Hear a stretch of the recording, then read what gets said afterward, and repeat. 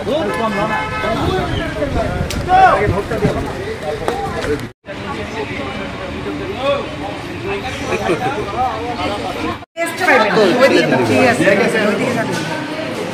তো দিতে পারি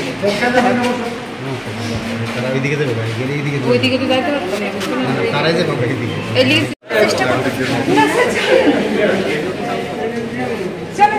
অনেকক্ষণ ধরে লাইনে যাবে আমি আইলাম পাঠ করে এখন বুঝছি এদেরকে তুমি এদেরকে ডিস্টার্বেন্স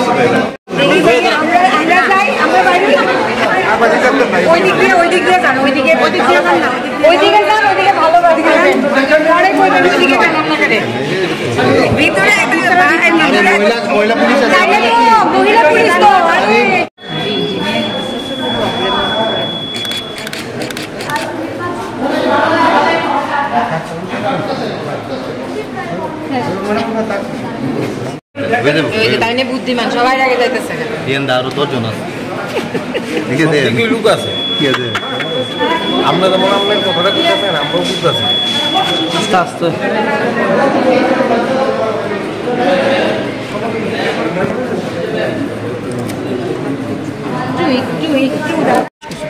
আমি খুশি হতাম ত্রিপুরা আপামর জনসাধারণ যদি এই গণতান্ত্রিক উৎসবে অংশগ্রহণ করার সুযোগ পেতেন, খুব খুশি হতাম। কিন্তু বৃহৎ একটা অংশের ভোটাররা আজকে তারা ভোট দিতে দেওয়া হয়নি, লাইন থেকে বের করে দিয়েছে। বিভিন্ন পাড়ায় পাড়ায় ব্যারিকেড চিহ্নিত করে রাস্তার মধ্যে আটকে দিয়ে হয়েছে, হুমকি দিয়েছে, পুলিং এজেন্টদের বের করে দিয়েছে, মারধর করা হয়েছে বিভিন্ন জায়গায়, ইনক্লুডিং আগরতলা শহর আমার এলাকার মতো যে এই প্রথমবার কোনো নির্বাচনে পুলিং এজেন্টদের মানে মারধর করে বের করে দেওয়া হয়েছে। এবং সবটাই করেছে পরাজিত প্রার্থীর নেতৃত্বে। গুঞ্জের পূর্ব ত্রিপুরা থেকে কতগুলো আন্দোলন চেহারা এনেছেন ক্রিমিনাল সমাজদ্রোহী, তারা এসে পুলিং এজেন্টদের এবং একজনের বাড়ি থেকে রাধানগরের গোপাল শাহর বাড়িতে গিয়ে তার মিসেসকে ধমকি দিয়ে স্মৃতি সিঁদুর চাও রাখতে চাও তাহলে তোমার স্বামীকে নিয়ে আসো গিয়ে। এই ভদ্রমিলা কানতে কাঁদতে গিয়ে ওই রাধানগর ফরেন্সিক যে ইনস্টিটিউট রয়েছে ওখান থেকে তার স্বামীকে বের করে আনলো। স্বামী এসে কাঁদতে কাঁদতে বলছে, দাদা আমি পারলাম না শেষ টাকা করতে, আমি প্রায় 11টা অব্দি উনি ছিলেন বুথে। তো এই তো পরিস্থিতি সারা রাজ্য। আগরতলা শহরের মধ্যে যদি এরকম, যেখানে পুলিশ প্রশাসনের নজর থাকা কথা, এখানে যদি হয় তাহলে অনুমান করতে পারেন বক্সনগর, শালগড়া, বিলোনিয়া, রাজনগর, মজলিশপুর, মোহনপুর, বামুটিয়া, এই সমস্ত বিশালগড়, কমলাসাগর, এই সমস্ত এলাকা কী চলছে, মাথাবাড়ি এলাকায় কী চলছে, একই চিত্র সারা রাজ্য। সকালবেলা থেকে ফোন পাচ্ছি যে দাদা লাইন থেকে বের করেছে, দাদা পাড়ায় পাড়া আটকে দিচ্ছে, দাদা ব্যারিকেড করে সৃষ্টি করা হয়েছে, পুলিশ প্রশাসনকে ফোন করলে কেউ সাড়া দিচ্ছে না, হেল্প করুন হেল্প করুন।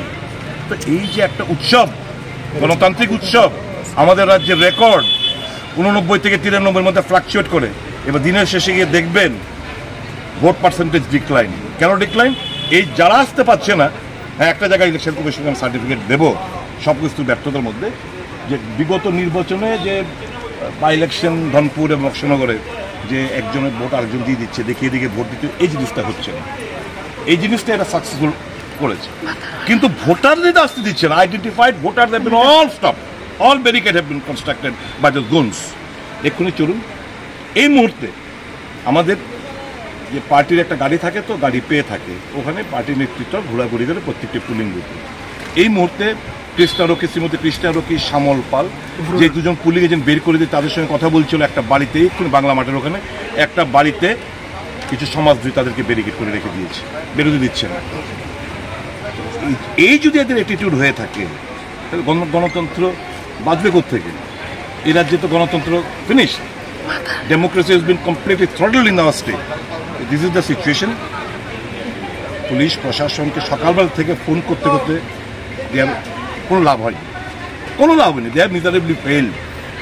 এবং দেখবেন আজকে দিনের শেষে ভোটের পার্সেন্ট ডিক্লাইন করবে। দিনের শেষে এখন যদি আমার কথা বলার পর যদি না বলে দেওয়া হয় আমি উনকো ছাপ্পা ভোট এনে দেবো। এখন পর্যন্ত ছাপ্পা ভোট হয়নি, মানে যে যার ভোট গিয়ে দিয়েছে, কিন্তু একটা বিশাল অংশের মানুষকে আটকে দিয়েছে। তারা তো গণতান্ত্রিক যে পদ্ধতিতে অংশগ্রহণই করতে পারেননি। তা that will make the difference. ওখানে যে একটা বিশাল বড়, আমার ধারণা, এই মনে ধারণা করাটা ভুল হবে, আনুমানিক 14-15% ভোট তো আটকে দিয়েছে। দিনের শেষে গিয়ে দেখবেন there is a decline in the vote percentage in Tripura, which has never happened.